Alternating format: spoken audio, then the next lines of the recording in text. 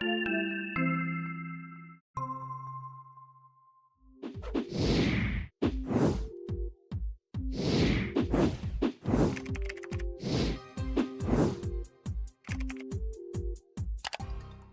back, Richard. It's good to see you this morning. Good morning.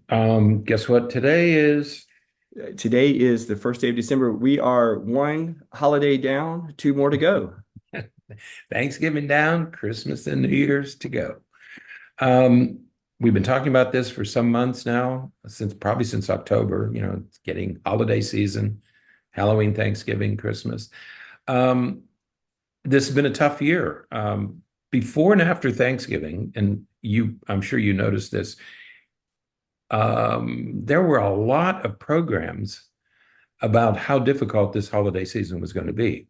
Yeah. People talking about the election and even as late as yesterday, so it was one day after Thanksgiving, they were still talking about it. They were interviewing people about how did people angry with their parents or angry with their kids and angry over the election.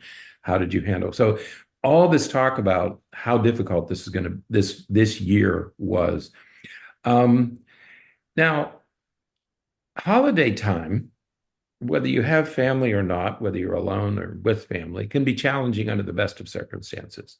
But it struck me recently, we've been, we just had our 10th anniversary, right? Yeah. Here to Okay. practice. Yeah. And I got to thinking about it, and I thought, well, was it just the election? And I said, no, it was a tough election, but it was more than that. There was a pandemic and there was inflation then I thought, wow, when I think about it, the entire decade has been fraught with difficulties. Yeah. Okay. I think that this last decade has been especially difficult. Right. We've had three divisive presidential elections. Hmm. I mean, after one of them, five people got killed. I mean, Right. when they stormed the Capitol. We had this whole thing about wokeness and getting rid of textbooks and taking books out of school and LGBTQ. And we have the wars of attrition. I still can't believe, I can't get my head around the fact that Russia is allowed to just destroy the Ukraine. I mean, how does that happen in Right. this? And Israel destroying Gaza, and now there's a war in Syria, and we have these regional conflicts, but they're really wars of attrition. They're wearing each other down until somebody gives in. In the meantime, people are dying and their houses are being destroyed. Yeah. And so all of these things combined, the pandemic, inflation, elections, Yeah. political divisiveness, I don't think our country has been in this state of divisiveness maybe since the Civil War. Okay. Yeah. And what's next? What's coming next year and the year after? We have no idea what's coming next, except that there's a lot of fear, a lot of anxiety, and a lot of anger.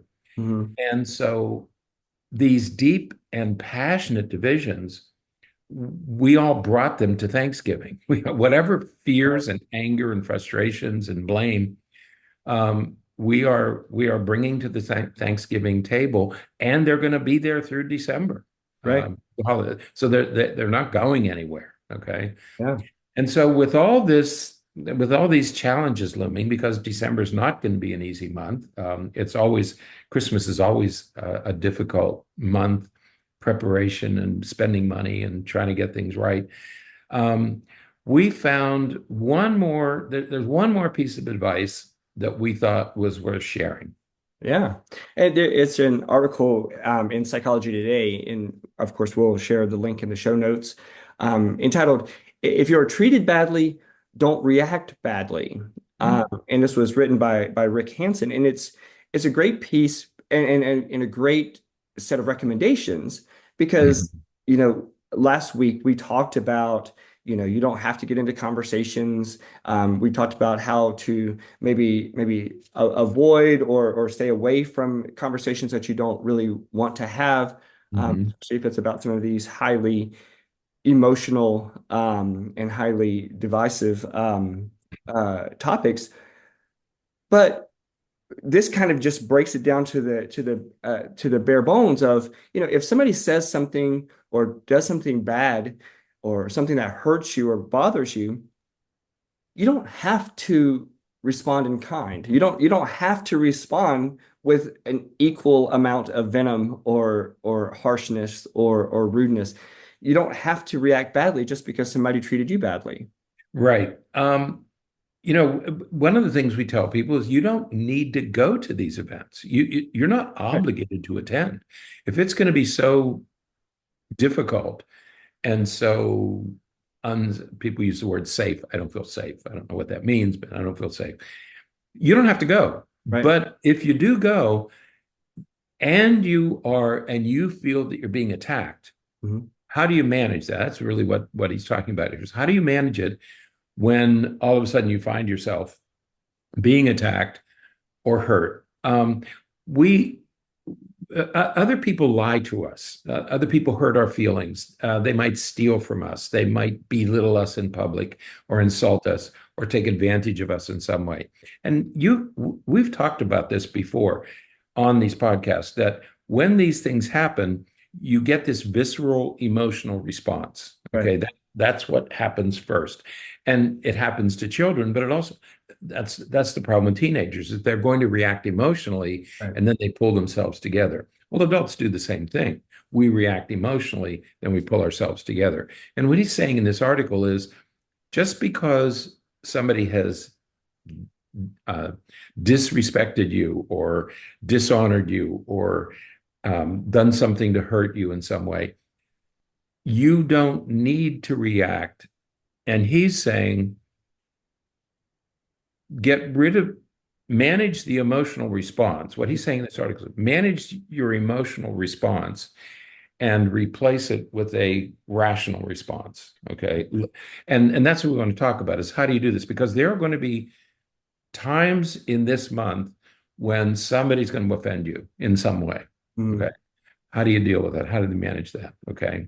Absolutely. And I think that what's the other important piece to this, as you said, this is going to happen, and it can happen from family members, loved ones. They can say things or do things that bother you, but it could come from friends or coworkers or whomever, even strangers, right? You're driving down the road, there's more traffic these days, there's more Right. people in stores these days, and so there's more things that are going to keep you, um, you know, keep that stress level up and keep you frustrated. Bernie, Um, you don't shop, do you? You're not a shopper, are you? I mean, Not too like go to much, stores, right? not too Well, much. in No. this holiday season, one of the things that's going to happen is you're going to be looking for a parking place. Yeah, You find one, and just as you're ready to pull in, somebody pulls in front of you, right? right. I mean, they know you were waiting for it, but they pull in. Those are the kind of things that are going to happen during Mhm. this holiday season, right? You don't know about that because you don't shop, but Yeah, but I've seen it in movies. yeah, But but those kind of things happen, and we're going to have the impulse, the impulsive um, urge to strike back, to respond, right. to say something or to do something to get them back or to get them away from us. But we we just don't have to do that. We're kind of made to do that. We're sort of, in some ways, encouraged to do that sometimes. Hmm.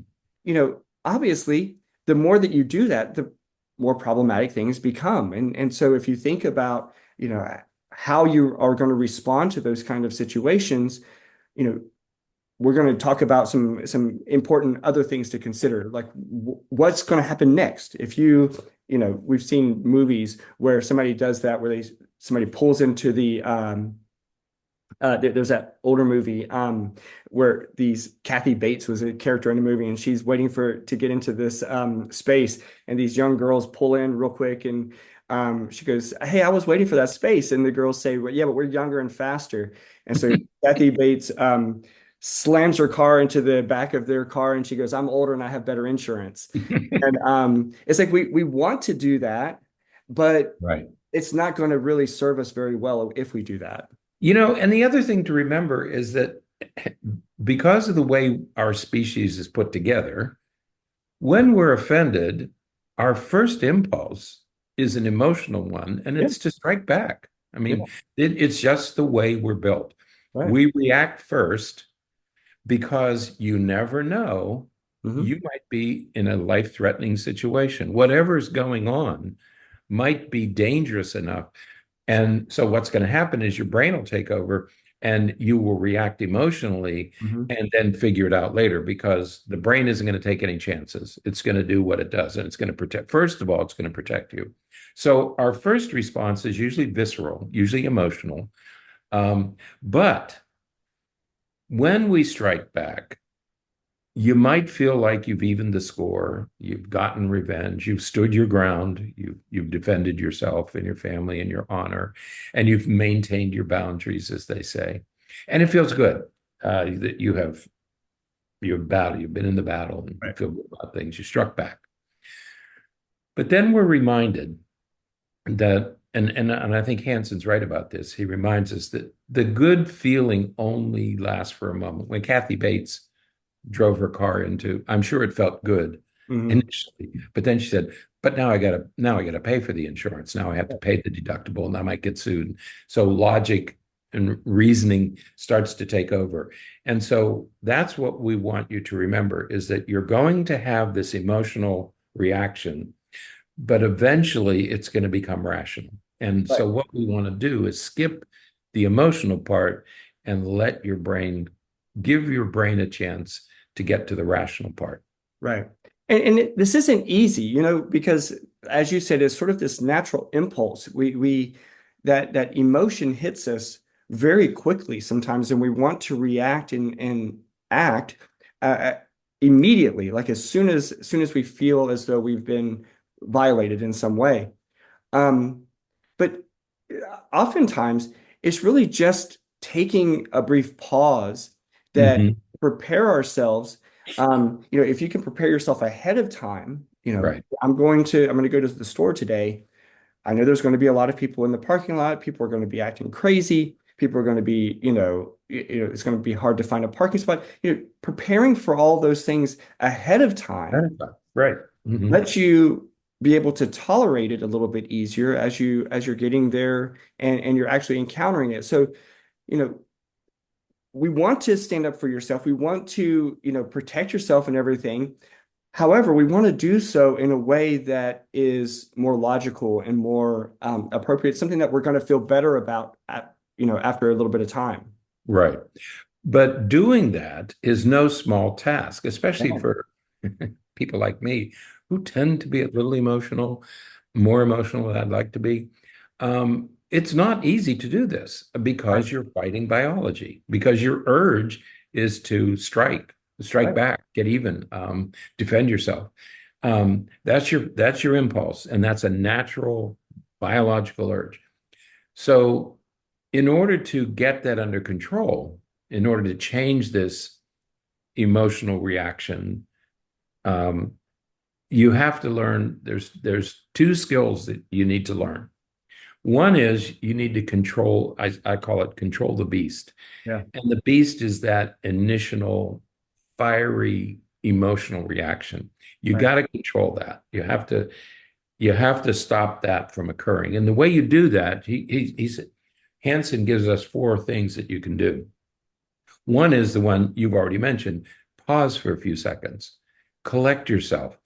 What you're doing is if you can do that for 8 to 12 seconds, if you can pause for a few seconds, it allows the emotional part of your brain to calm and for the cortex, the thinking part of the brain, to start to process the event. Okay. So first of all, do that pause, collect yourself.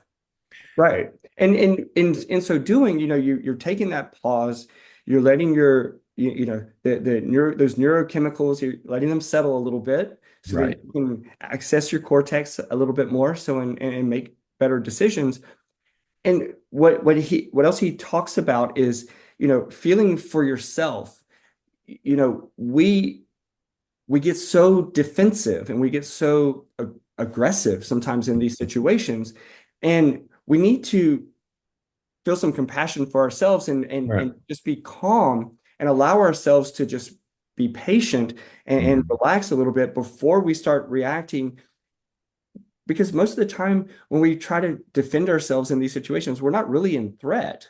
We're Right. really just It's a, upset that something it's a, didn't go the way we wanted. And so we have to let ourselves calm down and have some compassion for ourselves and realize that we're not really in the danger that our body thinks that we're in. Right. And so that's the first thing you do. You pause. Second thing you do is give yourself the same compassion. And here you use self-talk. If you're if a relative attacks you, offends you in some way, verbally attacks you, what would you say if that person had attacked the person sitting next to you? You would have been solicitous. You would have said, honey, man, that was really rough. That was really crude. That was really rude that he said that to you. Say that to yourself. Do the same thing. Offer yourself the same compassion that you would offer another person. Mm-hmm. The other thing he says is be for yourself, but that doesn't mean you have to be against another. You don't have to work against other people. You don't have to get revenge. Just this is a time when you can be for yourself without attacking the other person. Okay, Right. you don't have to be aggressive.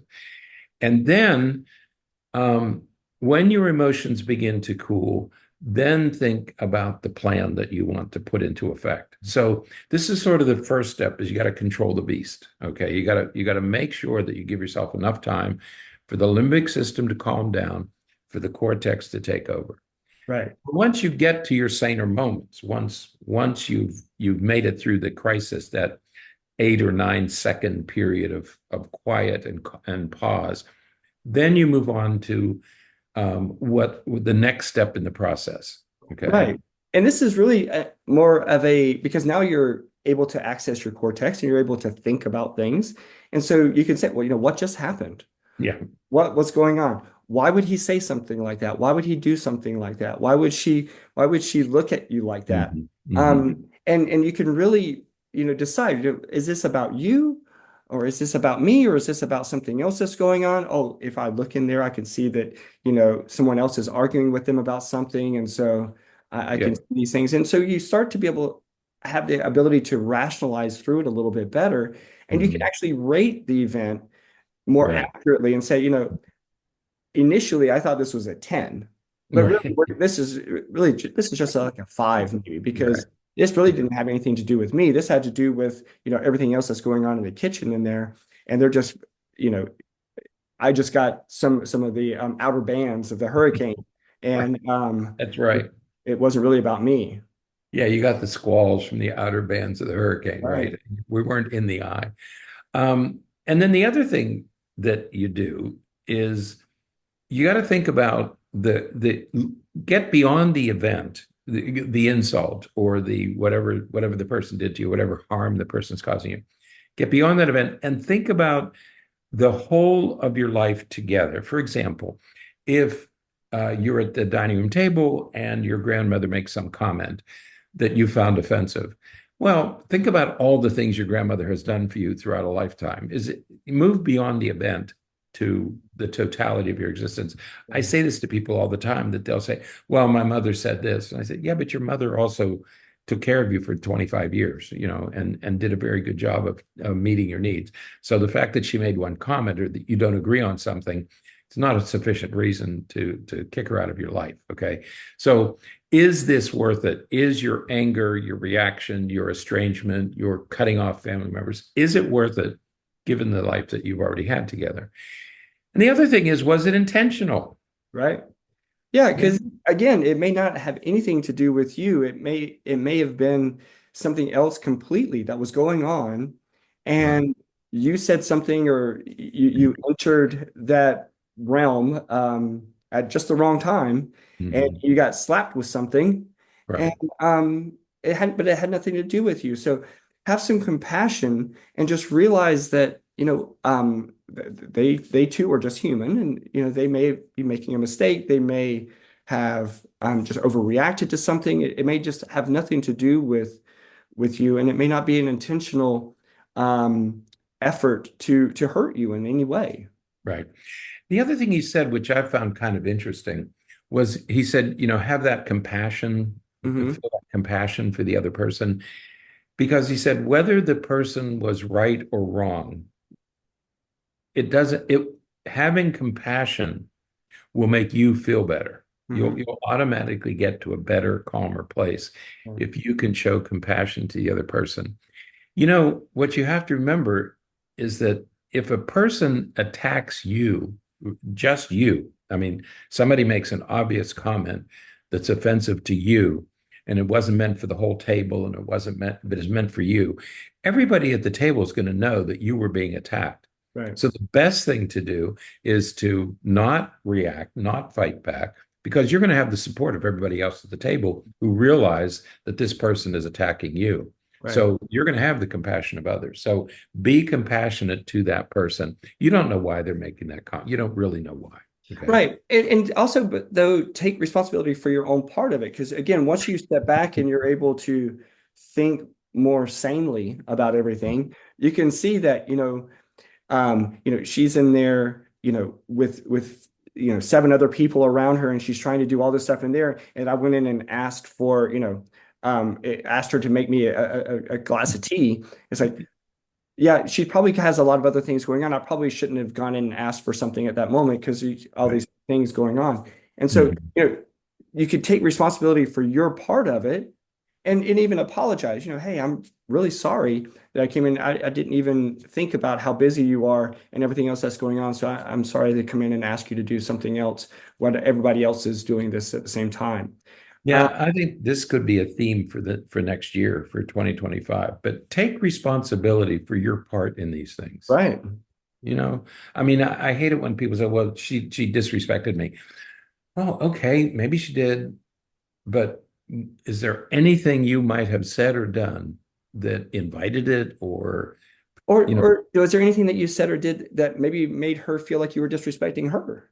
right, right. Take responsibility for yourself. Don't just blame everybody else for the problem, because typically we all have a role to play. And so what's yours?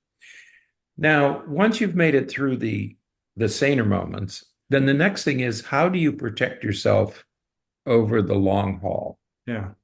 And the first thing is, if this person is really hurting you, if you've taken the time to analyze the whole situation, Mhm. and you decide that this person is really coming after you and really trying to hurt you, his advice, and I think it's probably good advice, is shrink the relationship to a size that you can tolerate. And I think that that's a great way to even conceptualize the whole thing because most people, many people, especially now, in the world that we live in now, everything is either all or nothing. It's like, well, she disrespected me or he did something that I crossed the boundary, and so I don't want anything You're to do out. with them anymore. They're out of my Mhm. life. Right. Well, that's that all or nothing type of thinking isn't very effective. I mean,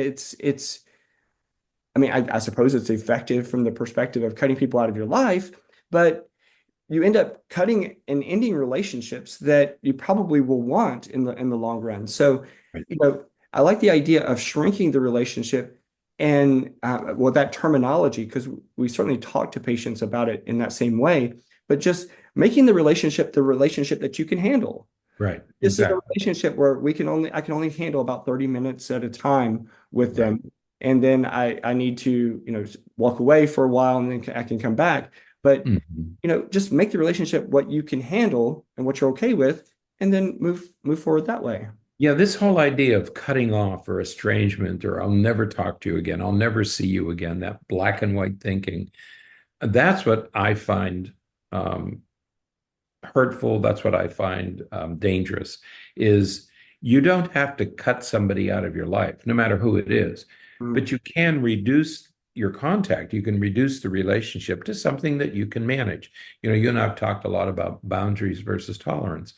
You're not putting a boundary on that other person. You're just saying, this is as much as I can tolerate. This is as much of a relationship as I can tolerate. But I'll maintain that. And we have different size relationships with different people. There are some people where there's total acceptance, total tolerance, and we don't have these problems.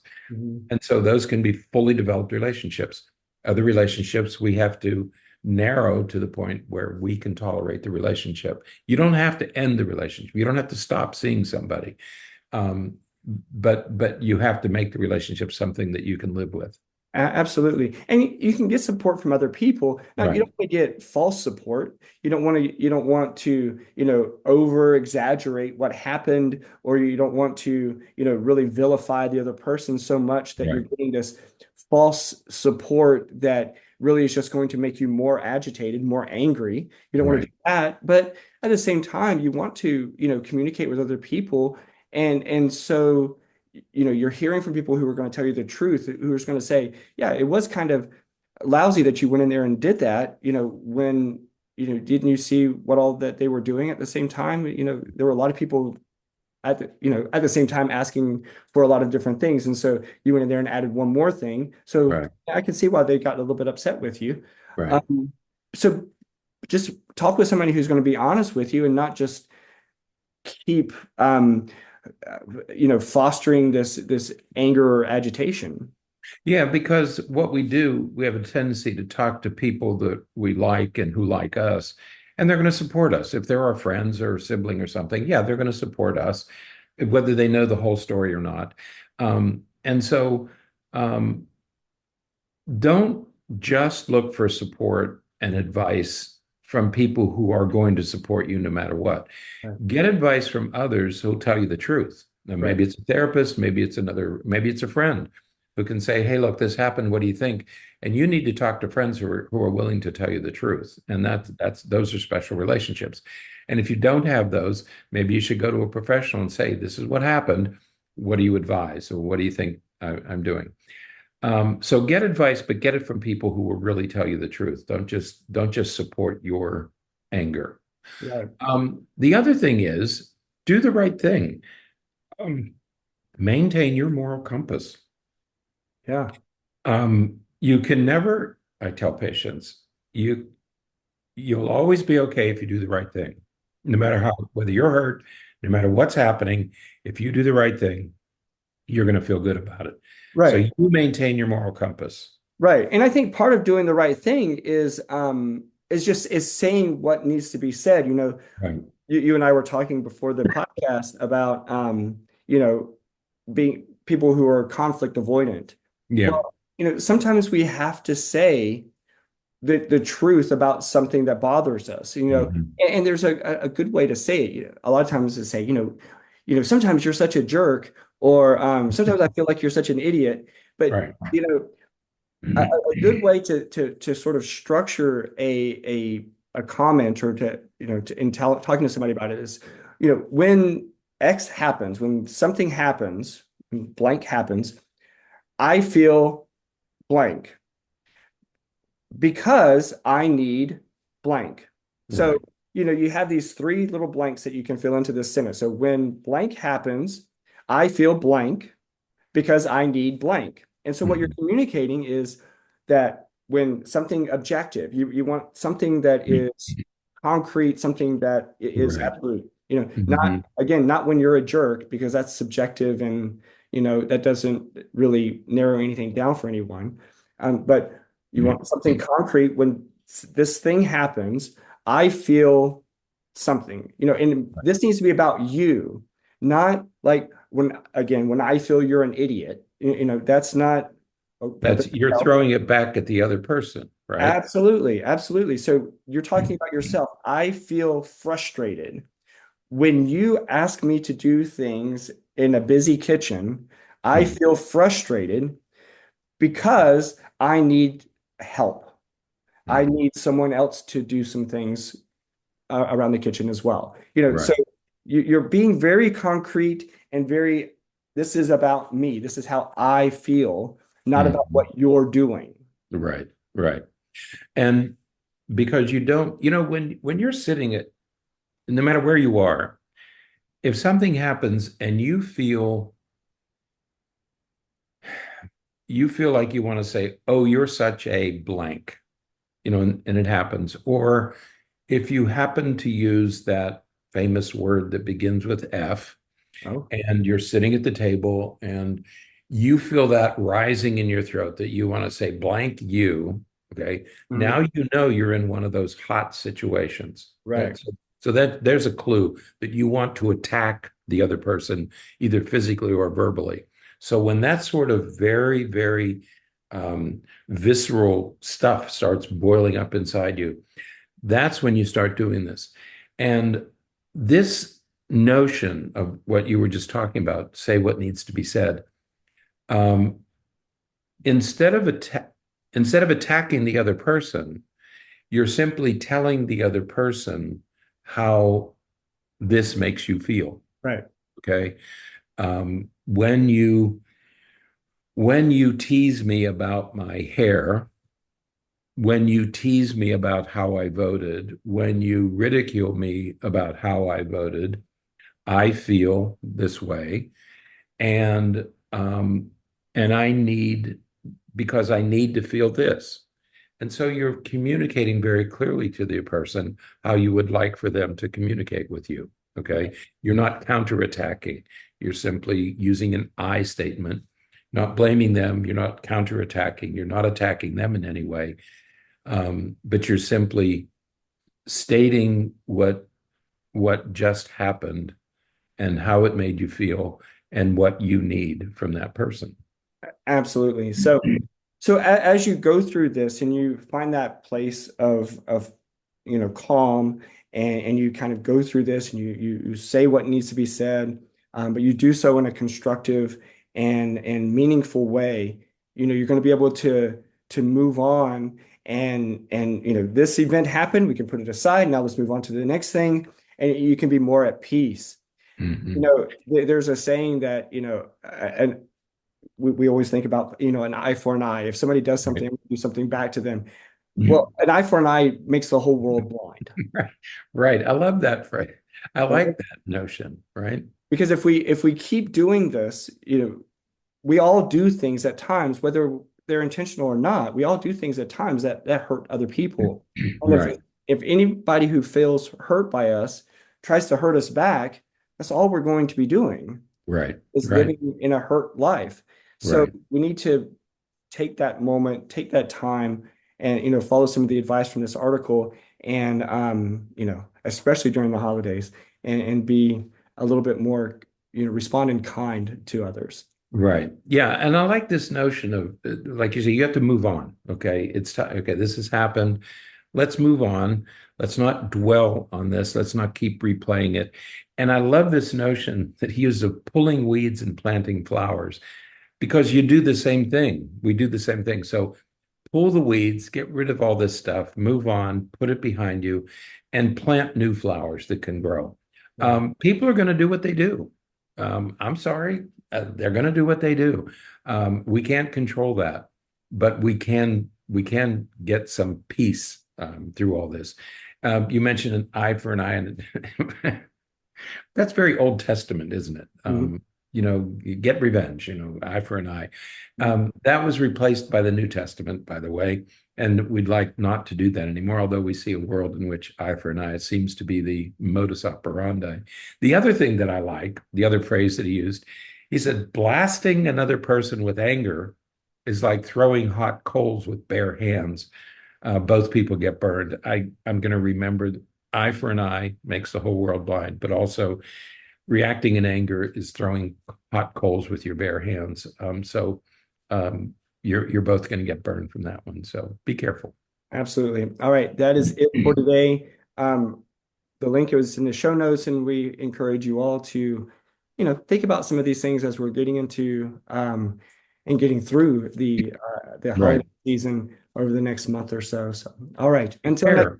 Yeah, prepare. Mhm. absolutely. Until next time, stay happy, stay healthy, and forget to be afraid.